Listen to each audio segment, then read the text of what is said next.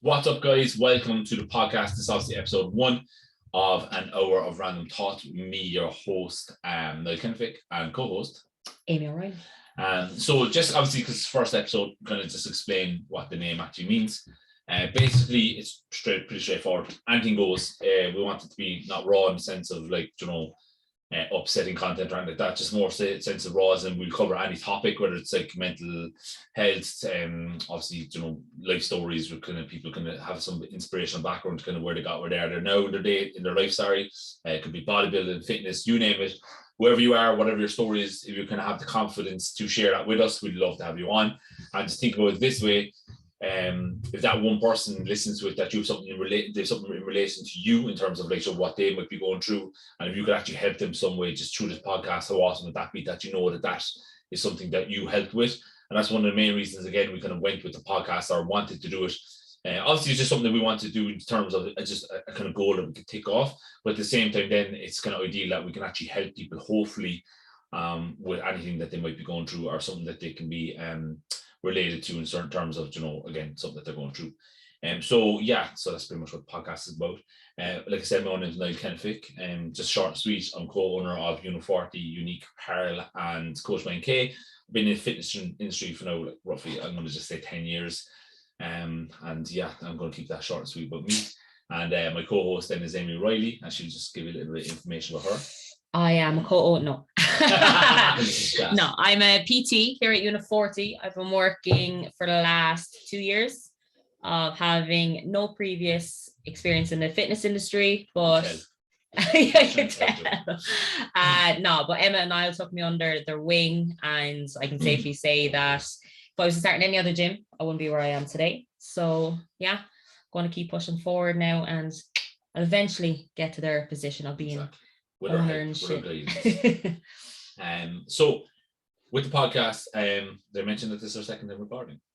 No, fourth time. This is our fourth time recording. First time we actually nailed it, just didn't have the mics connected properly. Unreal. And there are three times. 2 times we just got annoyed with how it was going. So I know it's kind of sketchy to start, but I promise you when we get into the conversation, everything kind of makes sense. Better. So the episode 1, usually I know with podcasts, well, from what I listen to, I know that like people tend to kind of keep it simple or bit of intro, bit of information about themselves. But look, we're not here to kind of boast about ourselves. We're here to kind of promote ourselves. We're actually here to kind of see if we can help people at whatever way possible. So the first episode, we're going to label that mental imprisonment. Now that could cover a lot of things, but because Amy's my co-host, I want the people like you basically to actually get to know Amy a bit more. And even if you are someone who's in Amy's life, in terms of a client or friends, there's some things that you might hear that you might kind of seen or know something about Amy that kind of made sense, or just something that you can kind of look at and just something you can actually step back and maybe be proud of, something she's done, whatever it might be. Just again, mental imprisonment can cover a lot of things, and what you're about to hear basically is Amy's side of her own mental imprisonment, and we all have our own kind of sense and our own demons. But again, hopefully one person can relate to this, or two people, or however many people can relate to this, and hopefully take something of value from it basically. Yep. So we're going to start pretty straightforward. So if you're watching the video, as you can see, Amy's quite a colourful lady, a young lady. Literally all black and white, but like covered. Colourful. They're not even colour. Black's not even colour anymore, is it? I have a green eye there. And on her leg. So if you don't know, now you know. Amy is lesbian, gay, whichever label you want to put on it. And I guess that like we want to kind of cover, because again, there's obviously a lot of young girls that would be in the same situation as Amy, insecure about it, paranoid about it, whatever it might be, and unnecessarily, by the way. We kind of want to basically touch on that, and just first question that I kind of really think a main question to be asked is like, what was it like coming out in Ireland as a gay lesbian?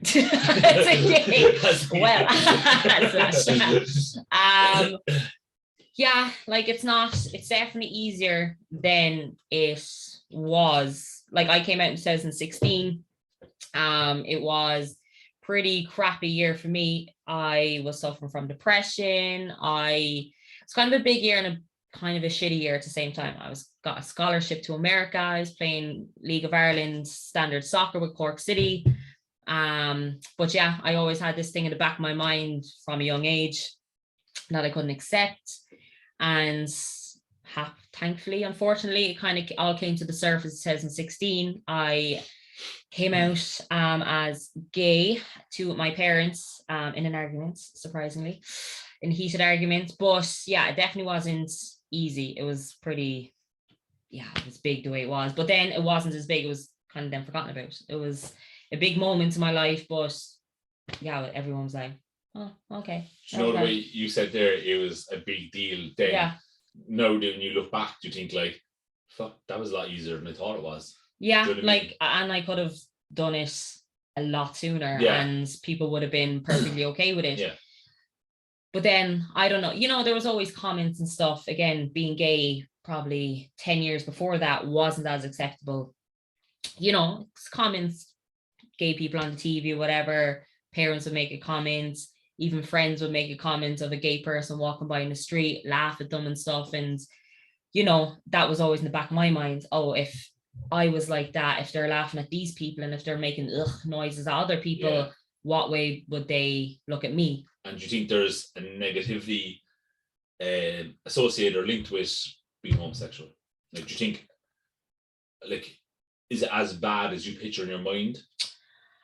Just depends on the circumstances. Like, in Ireland, probably not as much anymore. But at the same time, just because people aren't like spitting on us in the street and stuff, doesn't mean it's still, everything's rosy. If somebody's looking at me or doesn't want to be near me because they think I'm going to do something to them, that's still, it's still a pretty shitty situation. But you go to other countries like in America at the moment, where Texas and Florida have passed bills where you're not allowed to talk about being gay at all to kids.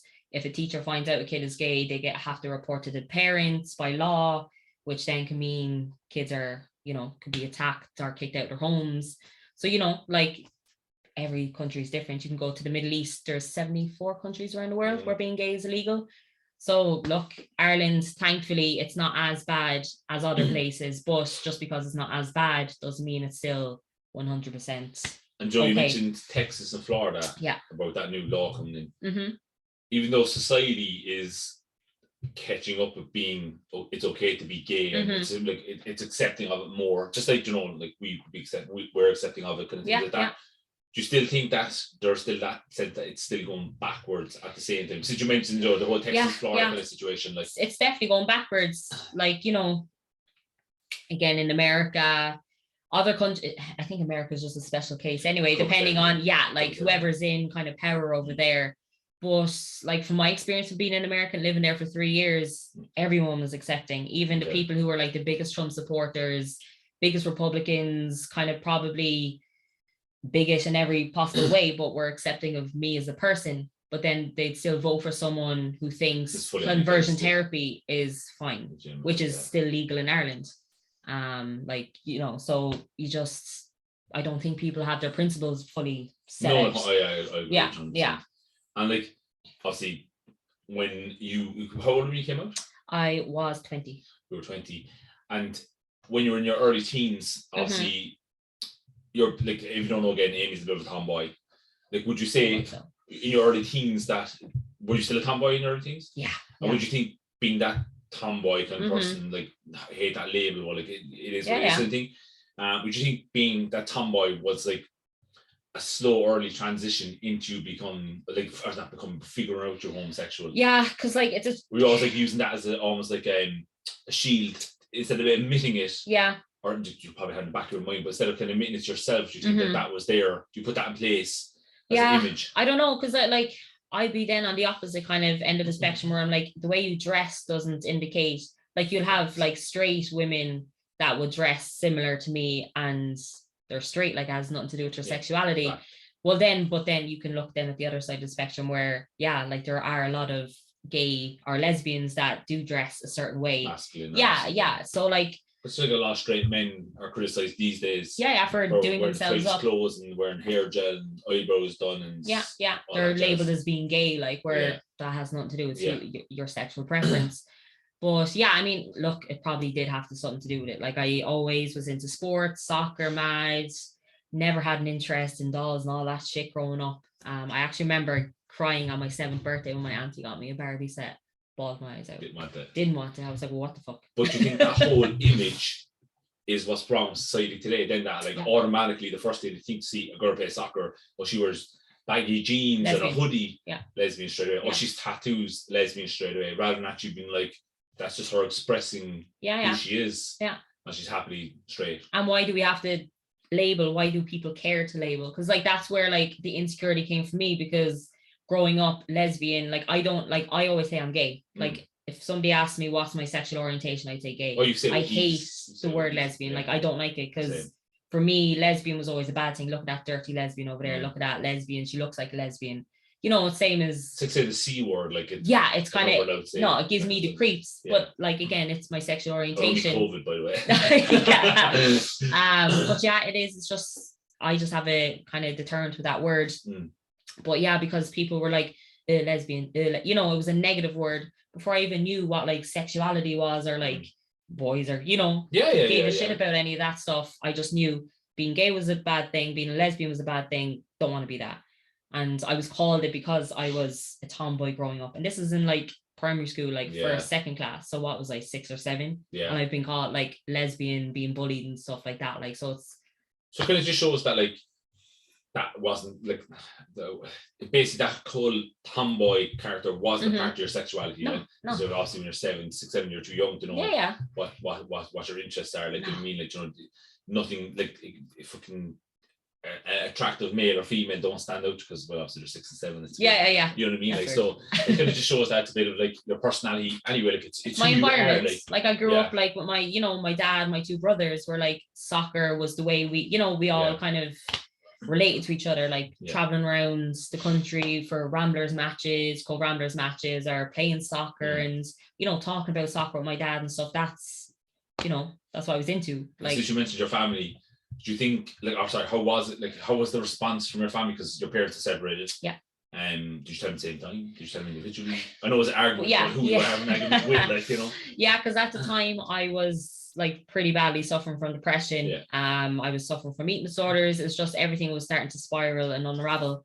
And my dad, he was dropping me back to my mom's house. And he was just basically, he was obviously sick shitting me.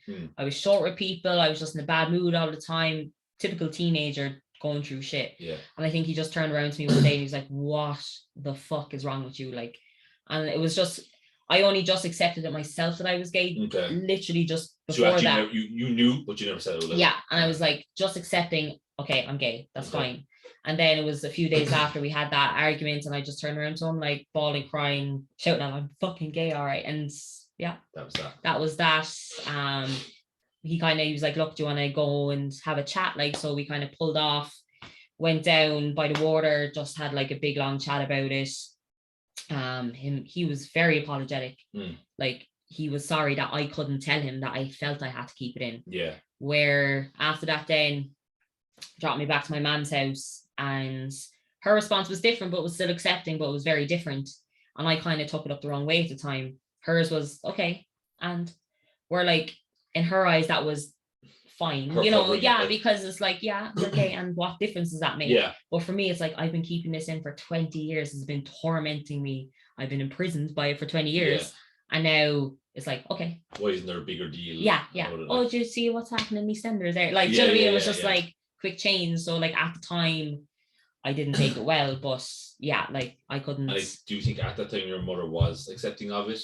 Yeah, like she obviously is now, like, yeah, she's very accepting of it. Like, you know, it's still probably awkward for her, you know, and my dad. My dad is kind of very open. Like, my dad is probably the most open person ever, where I kind of accept as well that like people just have an ignorance to it. Like, it's not talked about. It has never been talked about. It's pretty sure it was illegal until 1996 in Ireland. So like, you know, it's something people are learning about too. They don't know.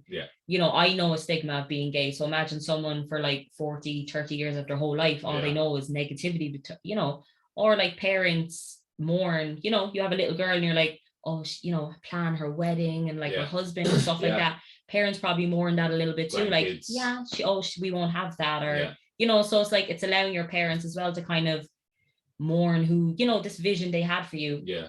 Which is perfectly okay, but like as soon as they kind of swing back around and, you know, it's perfectly so all normal, that can like, still happen, just not obviously the same manner, not in the norm way, like which there shouldn't be a label out, like we were saying before, that there should never be a label of wrong is right, normal, and all that. Like, it's perfectly fine to be not want to have kids, perfectly fine, not want to get married, perfectly fine to be in love with women if you're a woman, marry a woman if it's a woman. Which kind of like, if you still think about that, like you were saying, in certain countries it's full on illegal to express your fucking sexuality, like, which still can't get married. Not that I would, but still can't get married in a church in Ireland. You know what I mean? Like, that's like, absolutely insane. Like, anyway.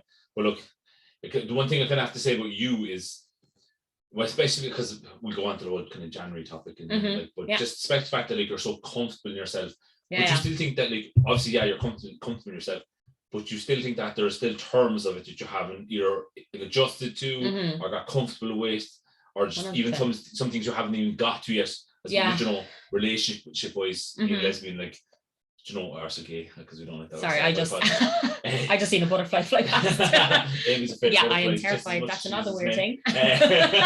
Do you think there's like certain aspects of being gay that like you haven't experienced yet, or you haven't, I'm definitely uncomfortable. Like, I go to therapy once every 2 weeks, and it's a topic that came up recently that I'm not 100% comfortable with being gay, because I have a pretty dark sense of humor, and I kind of joke about a lot of things, and one of the things is I joke about being gay, but I kind of joke about it before anyone else does. I kind of put it out there, and I've kind of, between myself and my counselor, I've kind of come to the realization that I'm doing that just to kind of, ease the tone a little bit, just put it out there so people are aware, so they're not maybe questioning, and I don't know what's going on in their head, and maybe just to see their initial reaction, so I feel safer around them or something. But I'm definitely like, even if I was to come in here now tomorrow and bring in a girlfriend, I'd be like awkward about it. Like, do you know what I mean? I don't know, because I'd be awkward because I don't know how everyone else would react.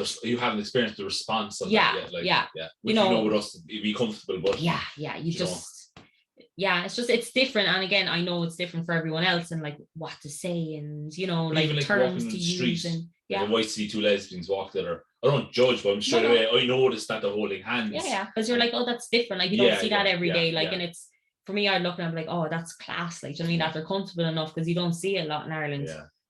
Where like when I lived in America, it was very common, but here it's still like, I still wouldn't be comfortable. You would get stares, and probably from a lot of people that are ignorant, some people that are judging, and some people that have just never probably seen it before.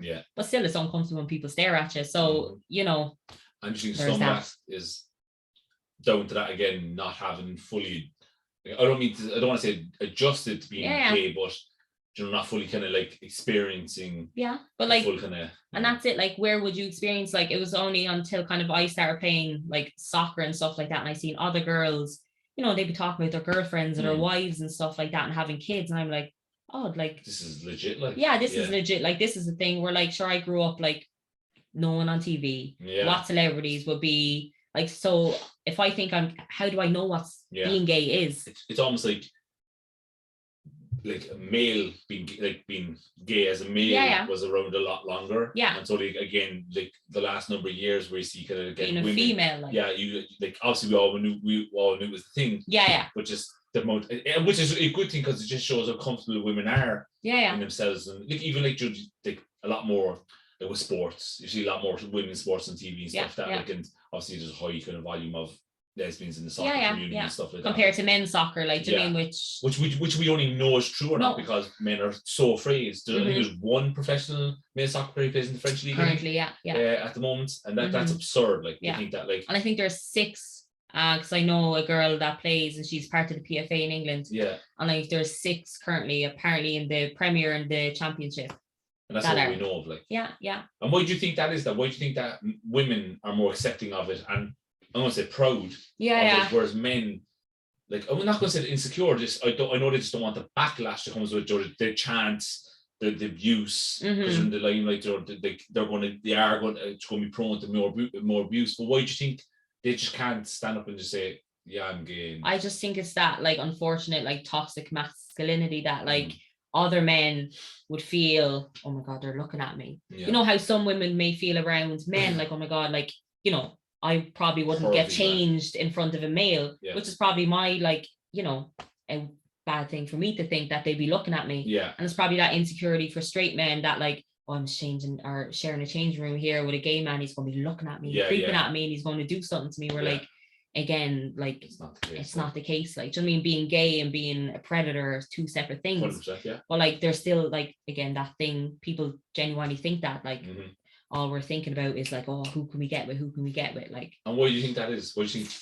Like me as a straight man, no, again, not like I couldn't care if someone was gay, straight, whatever it is. That's their life, and that's they should live how they want to live it. Like that's literally the one purpose we are on this planet is to live our lives how we want to live them. Do you know what I mean? Regardless. But like, why do you think, again, me as a straight man, why do you think I would judge, not me personally, but why do you think a straight man would look at a gay person that way? Or a straight woman? Why do you think that there is that label? Not that label, because like we're not trying to label anything, but like, why do you think there is that whole thought of like, that's gonna... Because people like being gay or being straight, it's your sexuality. So it has to do with sex and it has to do with, attraction. But like people will just define that person as being gay. So people will just look at me as being a lesbian or being gay, and that's all they think about is like that I'm like just thinking about sex, I'm thinking about attraction all the time. We're like, goes back to the negative that you that's all I think about. Being gay, like. We're like, I'm a million different things, and I just happen to have a girlfriend, or just happen to be attracted by women or to women. But like, to a lot of people, the fact that I'm gay is the first thing they think about, or it's my main personality. But then again, unfortunately, because a lot of gay people have spent most of their lives in the closet, you see a lot of gay people and it's their only thing. They're very out and loud, which is great, but they're making the fact that they're gay and their sexuality their main characteristic. So like almost overcompensating. But it'd be the same like if a straight man was going around and just talking about sex all the time and talking about this. That fights. Like, a woman's going to be like, oh, Jesus. Do you mean? Or just talking about women and locker room talk.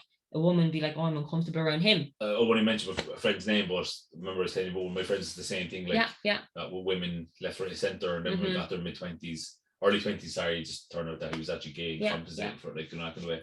And like, it happens obviously a lot, like, as well. It's good that you mentioned coming out of the closet. It's a shit term, right? But quote unquote, like, but I suppose that's a prime example of that mental imprisonment. Like, it's coming out of that cell that you're kind of locked in. Like, you were probably at the stage, because like when you come up to when you were 20, like, would you say you had a feeling that you weren't straight, like, basically? Like, again, comfortable do. I'm okay with admitting if a man's attractive and a woman's attractive, doesn't mean that I want to have sex with a man. But like with yourself, like in that scenario, would you say you notice that, like, okay, if again Rihanna, like Aim's obsessed with Rihanna, big Porsche lover on my neck. So Aim's obsessed with Rihanna, so like obviously there's a stage where you kind of like, do you know what, no, this is more than just this is more than just she's good looking, like, but like I clearly knew, because even if, like, I remember being in school and it was at the time I was struggling with eating disorders and stuff, I had a control issue because I didn't have control over who I was. But like, if any of my friends even mentioned the word gay, I remember having like basically a panic attack. Like, I'd be going red, flush, can't breathe, I'd be sweating, like I'd have to like leave the classroom, like, and that's just them, and they wouldn't even be talking about me, but I'm like, oh my God, they're talking about me, they're hinting at, something or whatever. So I clearly knew back, but like I never gave it a second thought ever. Joe, you're on about the eating disorder, and everything came with it. Was that during the time where like you basically kind of were slowly starting to realize? Yeah, I was. It was kind of 4th, 5th year, and like because I missed a lot of school, but like it was definitely the time where, I noticed my friends were living one life, I was living another. I was kind of getting more involved in like women's soccer, supporting women's sports in general. Even just social media, seeing all these other people, even gay people, lesbians and stuff in normal society. I'm like, oh, I kind of resonate. I kind of, And do you know when we think about back that moment? Because obviously when it comes to eating disorders and stuff, that usually it's like, well, most times it's like a self-inflicted kind of thing.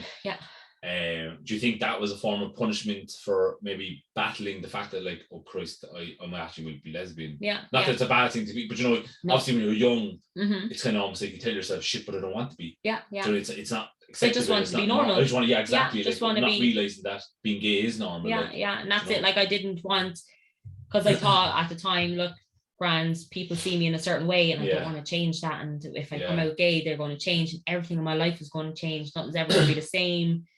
But so like having eating disorder is usually due to a control issue in your life. You don't have control over something. I didn't have control over my sexuality and who I was, so I couldn't be who I wanted to be, just normal, yeah, quote unquote.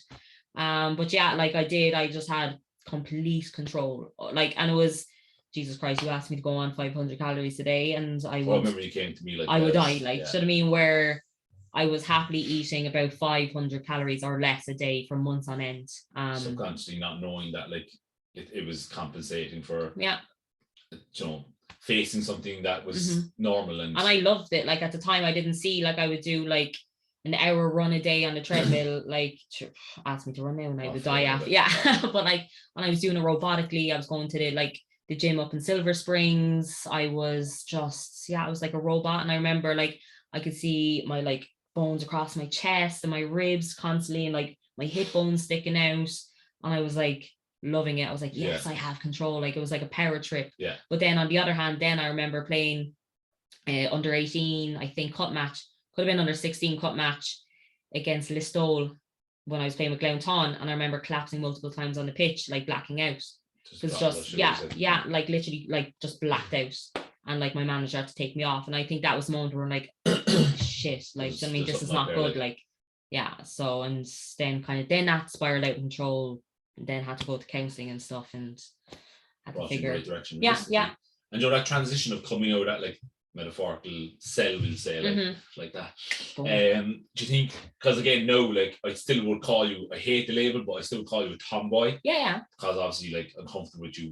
You know, we can get on, we have the banter and stuff like that. Like, but you think, like, again, that transition period from figure out when you were actually lesbian. Well, obviously you always were, but you know, you don't kind of openly kind of fucking saying it yourself. Do you think that kind of has contributed towards who you are now and what you do now, and the fact that, like, you know, like, obviously we play soccer and stuff that every Friday night, but like, think that, like, you know, you're bringing it from a pitch into a gym setting. It's your career, it's what your passion is. And you think, like, it's might be a stupid question, but think if you were straight, would it kind of balance out the same way? Or do you think that you kind of, when you, because you see a lot of girls, they're going to be tomboys in their teens, then when they grow up that bit older, they actually turn to like a girly girl, like going out and dressing up. But think the fact that you realised, I'm comfortable being lesbian. I don't care about going out. I don't care about this. I don't care about how I dress. I can wear a suit like I did to your wedding, and like it was a baggy hoodie. You know, I'm wearing Niles pants at the moment. Literally. Literally wearing. And I think all that is because you realise at the right time, maybe, that I'm gay, and that personality or that kind of tomboy thing that you would have thought was you trying to just, you know, compensate for something was actually you realising. That's me. That's me. Reilly. Like, it's that's not a label. It's Amy O'Reilly. Like I would have been like, it was weird. I never dressed in any way feminine or girly or whatever growing up. I was always wearing tracksuits, soccer gear, everything, but I was very uncomfortable by it. And you know, I constantly get comments and stuff like that. I was bullied quite a bit growing up, but like now I don't give a shit. I quite embrace. I love dressing myself up in these types of clothes. And what kind of clothes you wear? Unique apparel. So Becky Becky Chen. But yeah, like, and again, like I wore a suit to your wedding, which you know is a big thing for me, because I remember my graduation in school, I wore a dress. It was grand wearing a dress, but I wasn't 100% comfortable wearing it. Where now I wouldn't mind, like, I'm a bridesmaid for my friend now in a few months, and I'm wearing a suit to that too, and it's perfectly okay, and like nobody's batting an eyelid. So I'm definitely, even like how I express myself in my tattoos, like I actually only started the sleeve when I was comfortable with being gay, because we're having a sleeve without like, oh, she's gay. So I never you hit it like almost. So I was like always like, oh, I can't get a sleeve now. I can't do this because people think I'm gay. I can't do this because people think I'm gay. Where now I'm like, I'm fucking gay. Like, I can't. Can you remember that defining moment where you just, like, you were done with it? Like, as in you were done with, like, not being, you were done with, like, hiding the fact you were gay. You were done with, like, giving a shit what you what clothes you wore, how you acted, what sports you played, who you I think it was just when I was playing for Cork City, and there was so many girls like myself on the team, and I just seen how comfortable they were, you know, especially one of she was a coach on the team, but like she like now has a wife, she has a child, and she's living like a normal life, and I'm like, oh, it is normal. So seeing someone like that and they're normal, like I'm not going to just be this outcast, I'm not, you know. Like that was kind of the defining moment, like, all right, like everything's going to be okay. Like I'm not going to be treated differently or whatever. Like, so look, by strangers I might be treated differently, but like I couldn't give a shit as long as That's people more a reflection on them, their like, and their insecurities and their paranoia, like, than yours. And that's it. As long as I'm comfortable with myself and the people who I surround myself with are comfortable, but I wouldn't surround myself with people that wouldn't be anyway. But yeah, as long as I'm happy, that's the main thing. Like, and you think, like, how big do you think it is of a community in like people who are like 14, 15, 16-year-old girls? It's definitely more now, because like working in America and with kids, like it was mad. Like you'd see girls, you know, 14, 12, and like they're coming out and stuff, and you're like, and in America, would it be more acceptable at that age to come out? And because like realistically, I don't know why I'm using the word acceptable, because it shouldn't be a fucking concern to anyone. You know, it shouldn't be disappointing. You shouldn't feel bad about being gay. But like, shouldn't even bat an eyelid. No, it should just be a case of so what? Like you you don't even have to come out. Like it's like, oh, like so and so brings home a girlfriend, and that's that. Like yeah. But you think because America it's just such a fucking random country, like basically like that, like it is more acceptable at a younger age, and it's talked about like in schools. Now again, that Texas and Florida law, like they're not allowed to talk about it in schools, but like they talk about it in schools. It's a thing. Like, you know, why is it okay that like all these kid shows, it's like the prince and the princess and that's sexualizing kids at an early age, but God forbid you have two gay characters, because that's introducing kids. Same that's racism. Disgusting. When is it Princess Tiana as the first black princess in Disney? Like that was such a big deal. Or Black Panther, you seen little kids and they're like, oh, that's me. Like, do you know what I mean? And that's a big, like, representation is a big thing. Where like, again, I like, how would I know I was gay when I had nothing to go by? All I knew was straight relationships. I'd never seen a gay relationship. Question for you: do you ever think being homosexual, being gay, will be fully worldwide accepted? Worldwide? Yeah. No, we obviously have our countries that like it's religion fights it, so we can't really kind of include those. But I mean, like, you know, your typical. I think there's always, like, as long as the earth is around, I think there's always going to be fucking people that don't accept something or just go against the grain or have just shitty opinions. Yeah. But like, I think at the moment, the majority of the countries that it is mostly acceptable in, like, it's a hard one, because then you look at America and it's going backwards and forwards, but again, they're a special case. No, I think it is now, it's getting there very slowly, but it's getting there. But no, I think hopefully within a few years, like within this generation, it's going to be accepted and it's just going to be normalized. Do you think more when we say accepted, do you think it should be just a case of the individual involved should just accept it for themselves? Yeah. And then we don't have to use the word accepted anymore, because that person shouldn't give a shit about what John says or what Lisa says. Yeah. Their acceptance shouldn't mean anything then, because that's just a person that should mean their opinion should mean nothing. Like, that's not even though like a gay thing. Like, do you know what I mean? Like, so and so won't wear something out in the street because they're afraid. Like somebody, like I remember, like when I was on holidays in America, and I like got these like class like Jordans, like fucking Jordan 1s. Like you pay a couple of $100 for them now. And I remember I was getting mocked the shit out. Who do you think you are, fucking American, blah blah blah blah. And I fucked the shoes out. Yeah, I can also my brother, the one thing I said my brother when we were growing up is that he genuinely didn't give a shit what people thought. Yeah. He's always wear Jordans, but I remember like there was this time he got like these Adidas, they were gold Adidas, they look horrendous. Like, and he had like these, I can't tell what material pants they were, but they're like shocking. But he wear them confidence, and nobody would mock him. Well, they tried that, but like he literally wouldn't even respond to it. Like these are his buddies and stuff. Water off a duck's back. Yeah, exactly. Like, and he's one person would say when he look back when he's in his teens, like he actually didn't give a shit what people thought. Yeah, like, you know what I mean? Like, and that's what we should all like to be accepted. Like, you accept yourself. Not nobody else accepts you. Like, that's it. Like, I accept myself, and I could walk out there now, and somebody could say a slur to me, and for myself, I probably wouldn't react. I'd be like, you know, it depends on how like attacking they are, but I wouldn't be offended. Yeah. Like, I'm not the type of person that would be offended by that particular topic.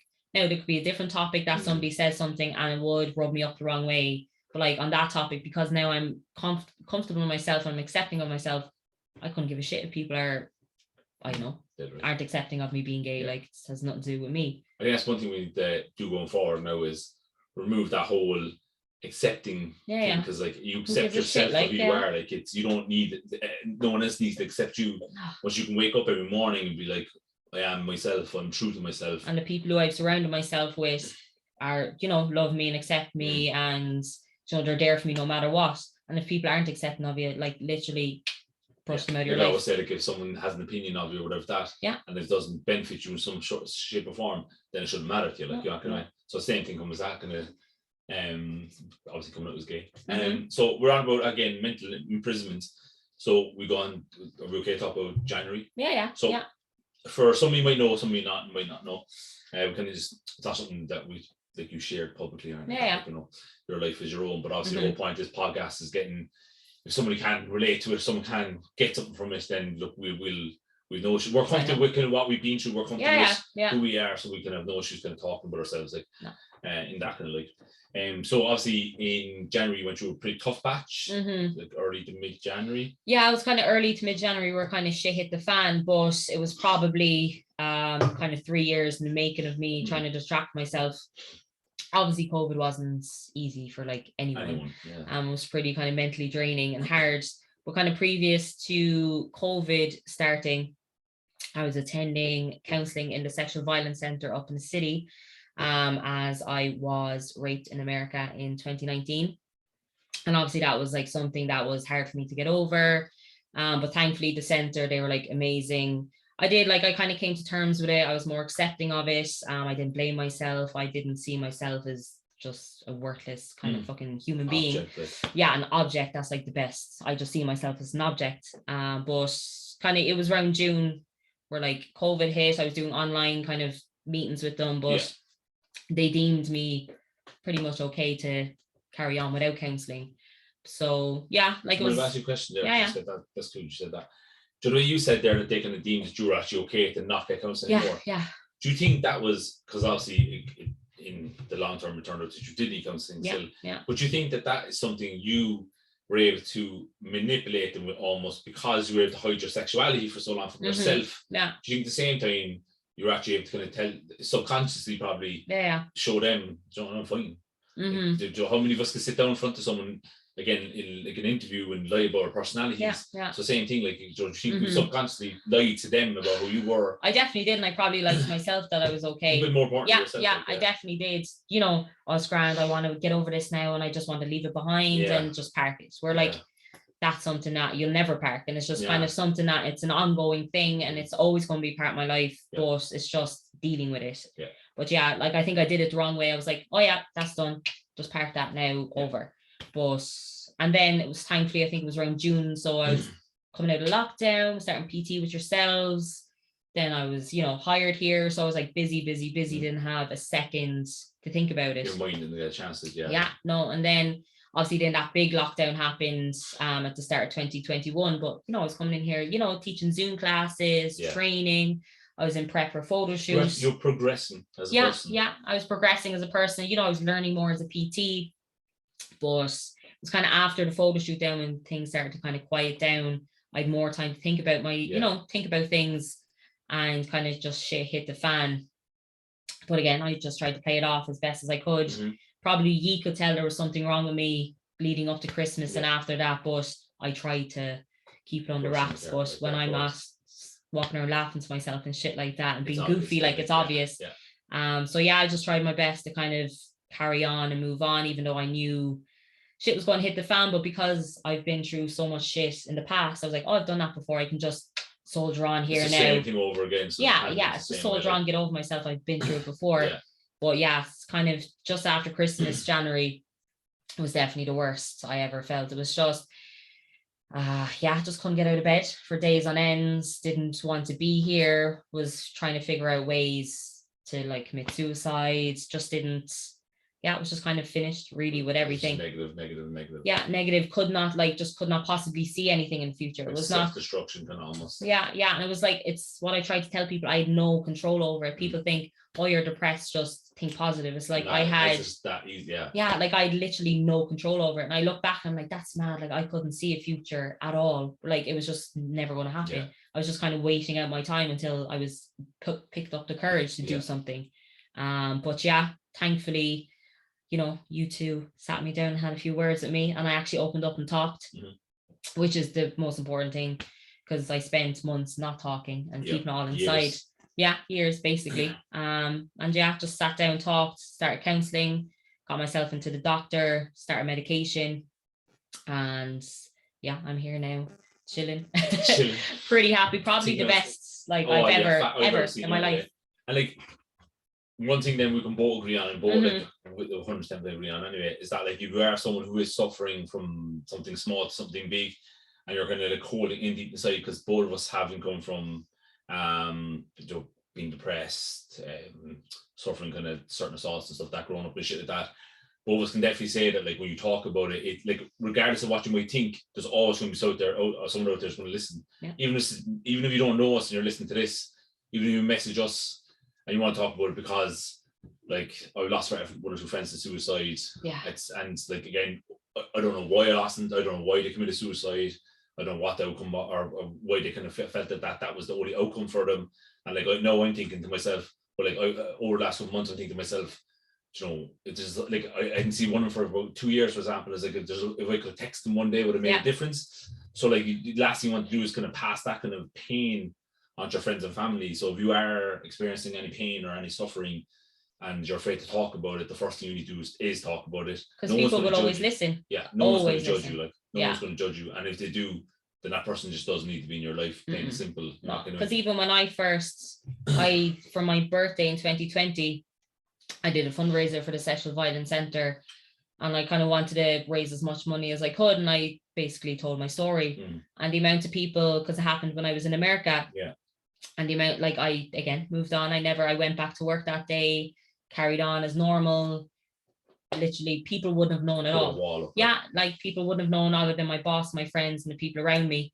But it was funny then, people that, you know, the parents of the kids I coach, like the amount of, you know, money they donate, or even they DM me and tell like, oh, like you've courage. This happened to me when I was younger. Yeah, exactly. The amount of people on Instagram then, because I shared on Instagram, the amount of people like they just followed me, and like I've never talked to them before, and they're like telling me their stories, and some of them were like in-depth stories, and they're just like, you know, just putting it all out there. And, you know, we'd be back and forth for ages, and it was just, you know, they were like, oh, thanks, I've never told anyone that, ever. And it's like, okay, like this randomer's trusted me just to, you know, they probably kept that in for years and years and years, and that probably just gave them a little bit of relief. Now, they probably thought like they were shitting themselves, maybe afterwards regretting, Jesus, I opened up to that person. But like, it's like genuinely, like, fucking open up. People will not judge you. People will be so supportive and accepting. And again, if they're not, they have their own insecurities, that's their issue. Don't take it personally. They probably have their own shit, and maybe you're triggering that in them. Yeah, true. But yeah, always open up and talk. It's important. 110%. Because I wouldn't know, genuinely. I even said it to my doctor, you know, we were chatting, and I was like, I wouldn't be here if it wasn't for Niall and Emma. Like, wouldn't have been here. So like, if I didn't, we had a big blowout one morning. Yeah, we did. But like, I needed that talk, and that talk, you know, was kind of, it wasn't a get over talk, it was get on with it. Because it wasn't like a tough love. It was just like, as in, it knows the time to fucking do something about it. Yeah. Because like, again, like if that moment didn't happen, it would have built up, and as shitty as the thought is, like it would have spiraled into something worse. Yeah. You know what I mean? Like, because it's not nice for the other, you know, the other side either. Like, I was coming into work, I had like scars and cuts up my hand. I was self-harming myself. Obviously, I was dropping weight because I was starving myself as well. I wasn't myself. I would just sit there and not talk, and in between clients, I was not talking to them, which is not like me. I don't shut up. So obviously, like, they're going through something as well, and I think I'm, you know, keeping them on the long finger, and I'm kind of separating them from it. But like, anyone who knows you and anyone who loves you knows that you're not right. Like, and that goes back to the same as your teenage years, when you're kind of like, you're not eating. Like, again, that's self-punishment for like, instead of facing something, you're like, I'll just punish myself instead, and it'll go away. Yeah, it's kind of like relieving pain in a way, or like punishing yourself as well. And that's how all those disorders come about. Like, and then the same thing with you, because you mentioned obviously that you kind of felt, because it took you a while to kind of break. As shitty as that sounds. But like you obviously, same thing, like you said, you thought you were helping us out by not opening up to us. Like, we'd have our conversations. Me and Amy always heart to heart. Like, I mean, we're so like something funny, but at the same time, then like I can say what I'm feeling to Amy, but there's still probably that extra 10% that I don't open up about. And that's what I think happened with you. You kind of, so you're open up just enough to kind of keep me there, happy and like Joe. I'm walking away thinking, John, no, she's that definitely did her some good. But then not knowing that there's that like deeper part of things that's kind of just boiling and waiting to come to the surface. In that early morning then. boom. It fucking went to the It surface. did, but like I needed it. And it's, you know, again, depression we don't have control over it. Your mind, like, it's an illness, you know, it's like breaking an arm. You have no control over your arm mending, just as you don't have control over your brain mending, but you do kind of have control of the actions you take. Like yes, I couldn't get out of bed and I didn't want to get out of bed and I couldn't see a future, but there was nothing physically stopping me from just getting out of bed, just getting some fresh air, you know, eating, just small little actions, even just talking to someone, connecting, messaging, just a normal conversation with someone, that makes a big difference.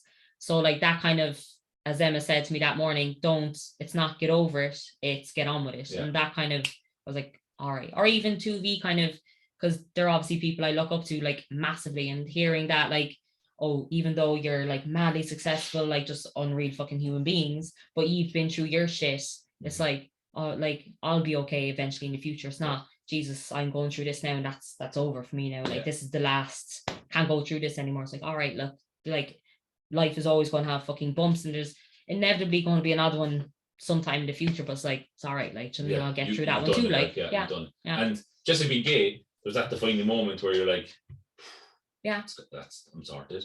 What about this time around? What can you associate that defining moments? I think it was that conversation, to be honest, and then like actually going into the doctors, being completely honest with the doctor, like, you know, showing her what the fuck I did to myself in self-harm kind of a way, going on medication. But like I think it was just you two sitting down with me and like, no, this shit is fucking serious, like, do you know what I mean? But it was that Friday, and I think then it was just uphill from there. Like it was no more staying in bed. It was kind of, you know, making an attempt in here to fucking just be happier, as kind of cheesy as that sounds. No, it's true. Like, it's true. It was putting myself in uncomfortable positions to get more comfortable in myself. Like I would have never done something like this before, where now I'm like, you know, I just don't, because I think something like that where like I didn't want to live and the prospect of me not being here was very real. So now it's like, fuck, I just appreciate the small things, like my training. Like you would have not seen me take a rest day. Oh yeah, fact. Fucking go off my diet because like God forbid. But now I'm like, if I'm on a rest day, listen to myself. I'll fucking play Xbox or some shit like that, and it's not going to be the end of the world. Fact. Or just fucking appreciate. Oh, I'll just go for a walk on a beach or something. Like fuck, like, do you know what I mean? This is. And I think that's something we don't do as people enough. As in, like, not just like appreciate things around us, but like appreciate why we're actually here. Yeah. You know what I mean? That like each and every, like, whether regardless of what you might think, regardless of what you work as, regardless of how smart you are, regardless of how good looking you are, or how unattractive you are, whatever it might be, but you have a purpose. You can still, you know, develop to something, like, as in like your goal. Like we don't all have the same goal. Like not everyone's goal is to own a gym. Do you know what I mean? Not everyone's goal is to be multimillionaire. But like that class though, like don't get wrong. But it doesn't mean that like you don't have a purpose or something to work towards. Like, and doesn't mean you're any less than any other person. Like, do you know what I mean? Just fucking live your life the way you want it. Like, do you know what I mean? Stop looking at other people and comparing yourself to other people. Like using their expectations as like translated to yours. Yeah. So I heard James Smith talking. Yeah, I'm a fan of James Smith now. Yeah. James Smith talking, but it's cool, like, because he was snagged for expectations. So he's like, basically, you go to like best restaurant in London and you order steak, but you eat there every month. So say, but you're multimillionaire, absolutely traveled around the world and can eat in all the best restaurants, and you go and have that steak, and it's just slightly cooked off the way you typically wanted it. So like you're basically dissatisfied with the steak because you come there so often that you're so used to it being a certain way. But then, like, say for example, someone who's they're brought there for their birthday, they've never eaten there before, they get the exact same steak, the exact same way it's cooked, and it's the nicest meal they've ever had. Because the expectations are completely different. Like obviously the person who's been there regularly, eating a lot, expects it to be that way, whereas the person who hasn't eaten there before, his expectations are a lot lower, and he's getting something that's just like best thing ever. Like, do you know what I mean? It's the same thing goes for wins, as in they cover this topic as well, like they're on about, like, you know. And so basically, when it comes to life and, you know, getting over your battle and stuff like that, like, you know, like that's a massive win to be celebrated just as much as anything else. No matter how small or big your achievements are, like I think what we don't do enough as people is actually give ourselves credit. Like, as in, we can use weight loss for example, because we're obviously PTs. Do you know what I mean? Like someone says to me, because obviously I do nutrition, I want to lose 10 kg, but they don't celebrate that first kg they lost, that second kg they lost, that third kg, which are probably the hardest fucking kgs to lose. Like they'll celebrate when they get that 10th one, and then they'll add another 5 onto that without actually just appreciating the fact that that 1 kg is a stepping stone to them. Yeah, you know, being because in a fantastic position. When you kind of set the kind of your goal too high, and you're like, oh, you're worried about is getting to that goal. Yeah. We're as human beings, we're never going to be happy. It's like me and my photo shoot. Like I was like, if you showed me pictures of my photo shoot to me 10 years ago, like you're going to look like that one day, I'm like, never. Like that would be like, if I look like that now, I'll be happy, and that'll be it. I'll just finally be happy. Yeah. For now, I kind of look back, I'm like, oh, I need to be bigger. But see, that's more self-development. Like, you're not dissatisfied because you're like, I can tell you right now, you were on that day because I was there. Oh yeah, loved it. Like, you know what I mean? You were very proud of yourself. Whereas I think a lot of people, like, they are almost like disappointing themselves for not reaching that goal in the time frame they mentally set out, rather than actually just going, okay, I'll get there when I get there. Why not enjoy the, like, you're going to get in that second, enjoy the process the whole way. Like, do you know what I mean? That's where you develop. Do you know what I mean? Like, just that you battling through your mental health issues, like, I can tell you by watching from the outside, obviously the inside, do you know what I mean? Like, I could see day by day, but you, like, because obviously you kind of took a little sit back from work and stuff like that. But like, the days you came in, each day you could see you were slowly starting to kind of just blossom, for lack of a better word. Like, and like, again, it's because you knew you were going to get to the end of it, so you just took the process as it came at you, basically. But that's it. You'll never get like to the end if you don't take those little things. Like, I would have never been in this situation if I didn't talk to you, if I didn't start taking medication and going to the doctor, if I didn't push myself to get out of bed. Like, they're all wins, but like at the time I probably just overlooked them. Oh, these are things I just should be doing. Like, no, like, I could not get out of bed a few weeks before. Now I am. Like, that's a massive thing. We're like, you know, if you told me, oh, like, getting out of bed tomorrow, I'm like, yeah, like, it's nothing to me now, getting out of bed. But like a few months ago, it was like the hardest thing ever. Like, I didn't get out of bed for 3 days in a row. Like, you know, like I always say to you, like, just people just don't look at things the way they should. As in, like, you know, if someone starts PT, like, stepping foot in the gym is intimidating. Like, I was shitting myself the first day. If you go up to the files and look at my like application form, I could not fill it in because I was shaking so much.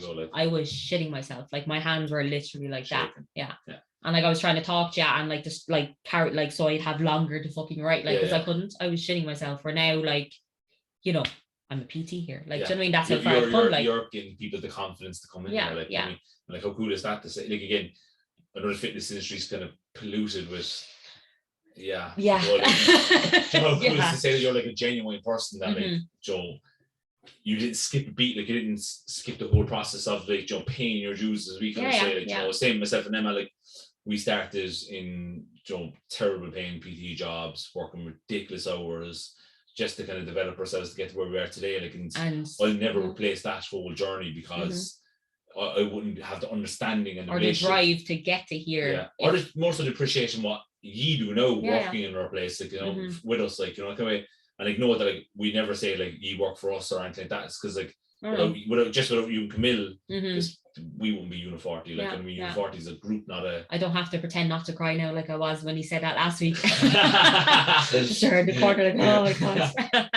But no, that's it. Like, do you know what I mean? And it's like stepping foot in something, like starting something is always going to be the hardest. Like, look at our clients now. Like, our clients, it's even weird calling them clients because they're nearly like friends now. Like, we have, I don't know how many clients, but like, each of us know every single thing going on in their lives. We know their partner's names. We know all their kids' names. We know what job. Holidays. The holidays, what's going on in their work life. We know everything. Like, who slept to who.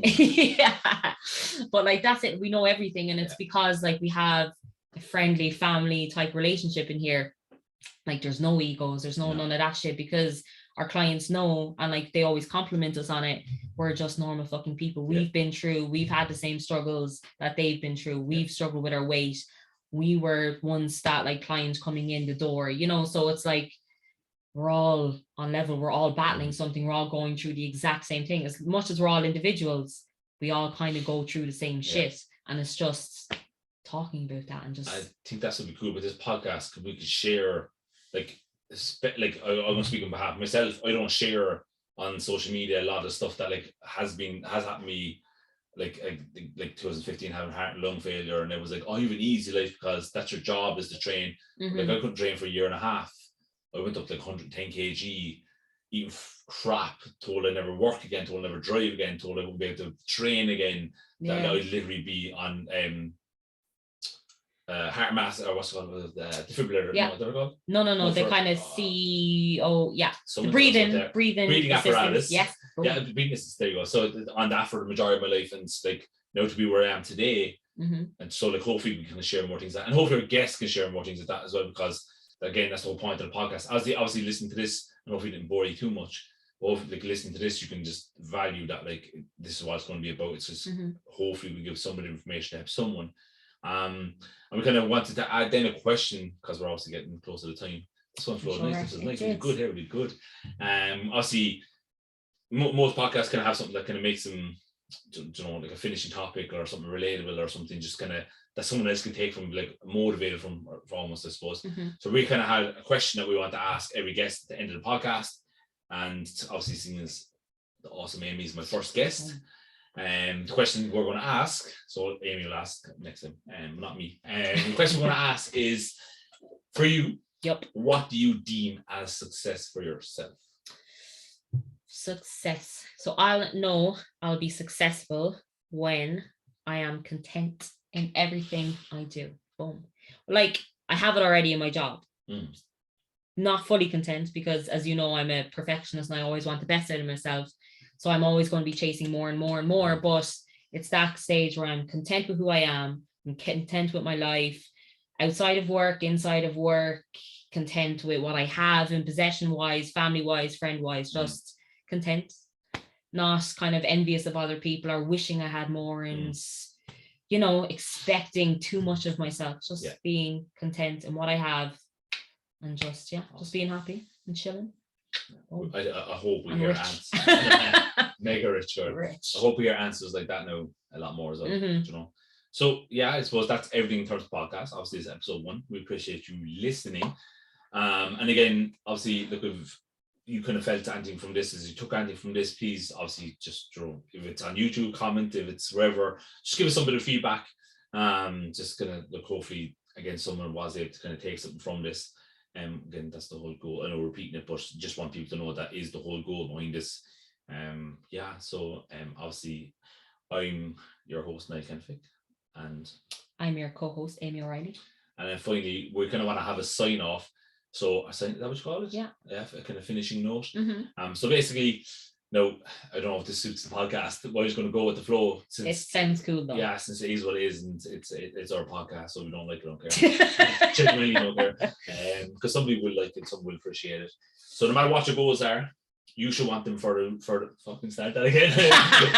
So no matter what your goals are, you should want them for you because we want them for you. Thanks so much for watching. So thank you so much for listening, and hopefully we'll see you in episode 2. Peace out.